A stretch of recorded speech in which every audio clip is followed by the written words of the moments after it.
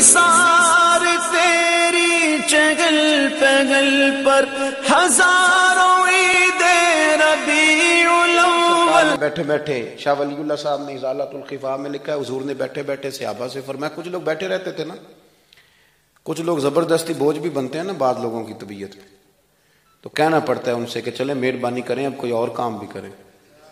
اور کچھ ایسے ہوتے ہیں کہ مثل تعویذ ہوتے ہیں کچھ لوگ، وہ جب بھی ملتے ہیں شفا ہوتی ہے.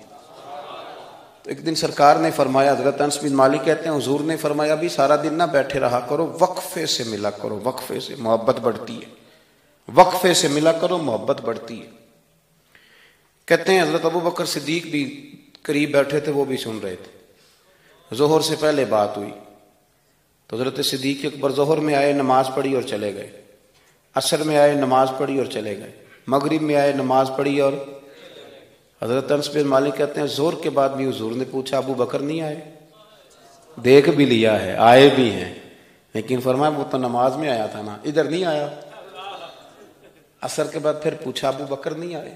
آپ ذرا کبھی اس لذت کو محسوس تو کریں، ذرا دیکھیں تو صحیح ہے کیا ہو رہا. تیسری دفعہ مغرب کے بعد پوچھا انس یار ابو بکر نہیں آیا؟ تو حضرت انس بن مالک کہتے ہیں میں خادم تک قریب رہتا تھا، میں دوڑا گیا ابو بکر کے دروازے پہ دستک دی. میں نے کہا کیا کرتے ہو؟ حضور نے 3 دفعہ پوچھ لیا آئے نہیں. کہتے ہیں صدیق اکبر دوڑے آئے، حاضر خدمت ہوئے. حضور حکم ہو. کہا یار تو سارا دن میرے پاس بیٹھا ہی نہیں، تو آیا ہی نہیں، تو نظر ہی نہیں آیا.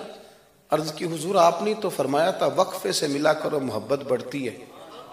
تو سنو یار میں کیا اس کا ترجمہ کروں اس بات کا، میں کن لفظوں میں ان جملوں کو بیان کروں، کہاں سے لاؤں وہ کیفیات جو یہاں پوری اتریں. حضور آپ نے تو فرمایا تھا وقفے سے ملا کرو محبت بڑھتی ہے. تو محبوب کی آنکھوں میں آنسو چمک آئے. فرمایا ابو بکر کہا تھا پر تجھے تو نہیں نہ کہا تھا. اور یار کہا تھا کچھ لوگوں سے، تجھے تھوڑی کہا تھا تو نہ جایا کر، تو یہیں رہا کر، تو رہا کر. یار تو رہتا ہے تو میرا دل لگا رہتا ہے. اور یار آپ سمجھیں تو صحیح، آپ ذرا محسوس تو کریں. ایک باری میری آنکھیاں چوں اونا نے اتھرو پونجے سن، ہن مینو چسکا پی گیا رونے دا، ہن مینو چسکا پی گیا رونے دا تے ہر ویلے آہو زاری دا. آپ ذرا اس لذت کو تو لیں. حضور نے فرمایا تو نہ جایا کر. آپ دیکھیں نا میں آپ نے بات سنی ہوئی ہے، صرف اشارہ دینا ہے. حضرت صدیق اکبر نے یہ نہیں کہا تھا کہ لے جانا اور میری بڑی مقام ہے، حضور تمہیں پتہ ہے میرے بارے میں کیا کیا کہا کرتے تھے، مجھے گنبد میں دفن کر دینا، یہ نہیں کہا. فرمایا لے جانا دروازے پہ رکھ دینا. اگر دروازہ کھول، انہوں نے خالی دروازہ کھولنے کی بات کی تھی، تفسیر کبیر ساری پڑھ لیا. اگر دروازہ کھول جائے تو دفن کرنا، ورنہ جنت البقیع میں. فرمایا میں اس پہ بھی راضی ہوں، جنت البقیع میں دفن کر دینا. لیکن مولا علی کہتے ہیں ہم نے تو صرف رکھا تھا، اور ہم نے عرض کی حضور ابو بکر حاضر ہے. انہوں نے کہا تھا اگر دروازہ خود بخود کھل جائے تو رکھ دینا. کہتے ہیں انہوں نے تو صرف دروازے کی بات کی تھی، لیکن گنبد کا صرف دروازہ نہیں کھلا، اندر سے آواز بھی آئی، اندر سے آواز بھی آئی، لے او سجنا اساں توڑ نہیں پائی، لے سجنا اساں توڑ نہیں بھائی. اور درویش کہنے لگے پانی پرن سہیلیاں رنگا رنگ کڑے، اسی تے پریا اس دا جانیے جس دا توڑ چڑھے. آواز آئی دیر نہ کرو، حبیب کو حبیب کے ساتھ ملا دو، لاؤ قریب کرو. جتنا قریب رہے قربت بڑی، پیار بڑا. بات سمیٹنے لگاؤں، ادب بھی بڑا. اور پتہ کس طرح ادب کرتے تھے؟ حضور صلی اللہ علیہ وسلم تشریف لے گئے ایک کافر قبیلے کی صلح کرانے. فرمایا دیر سے آیا تو اثر پڑھا لینا.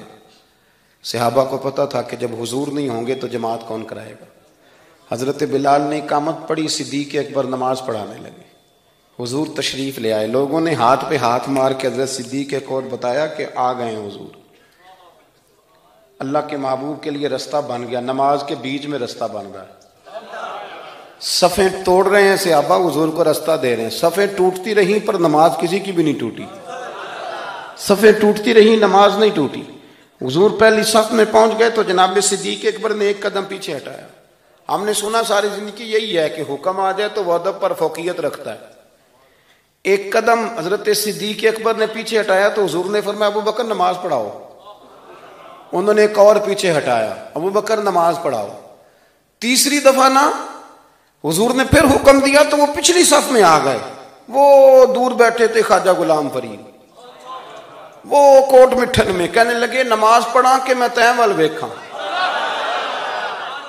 نماز پڑھا کہ میں تیں ول ویکھاں, مینوں کعبہ بھول گیا ای, بھول گئیاں نی سب صوم صلاتاں, اکو یار دا فکر پہ آئی. نماز پڑھا کہ میں تیں ول ویکھاں. اور اقبال کہنے لگے اذان تو ازل سے تیرے عشق کا ترانہ بنی, اور یہ نماز تو اس کے نظارے کا ایک بہانہ بنی. نماز پڑھا کہ میں تیں ول ویکھاں, ان تے کعبہ بھول گیا. نبی پاک صلی اللہ علیہ وسلم اگلی صف میں کھڑے ہوئے, مصلی پہ جماعت کرائی. نماز کے بعد حضور نے نا مسکرا کے پوچھا ابو بکر میں نے 3 دفعہ کہا تھا کیوں نہیں نماز پڑھائی؟ پھر بھی لفظ کوئی نہیں, جملہ کوئی نہیں. اتحیات کی حالت میں بیٹھے تھے تو ہاتھ باندھ دیا, کیا جملے کہے, کیا شان ہے. کہنے لگے حضور اب ابو قحافہ کے بیٹے کی اتنی ضرورت بھی نہیں کہ مدینے والے رسول کو جماعت کرائے. اتنا